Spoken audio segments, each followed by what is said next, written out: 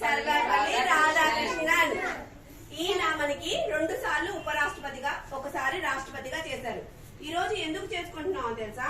ఒకసారి వాళ్ళ ఫ్రెండ్స్, ఆయన సర్వేపల్లి రాధాకృష్ణ గారి స్నేహితులు, ఆయన దగ్గర చదువుకున్న పిల్లలందరూ వచ్చి మీకు ఈ రోజు మేము సన్మానం చేద్దాం అనుకుంటున్నాం అంటారనమాట. అయితే ఆయన అంటారు, నాకు కాదు సన్మానం చేసేది, మన దేశంలో ఉన్న ప్రతి ఒక్క టీచర్ కి ఈ రోజు సన్మానం చేయాలి, నాకు ఒక్కరికే కాదు. అందుకనే ఈ రోజుని అంటే సెప్టెంబర్ 5వ తారీఖుని ఉపాధ్యాయ దినోత్సవంగా జరుపుకుంటున్నాం అనమాట. అప్పటి నుంచి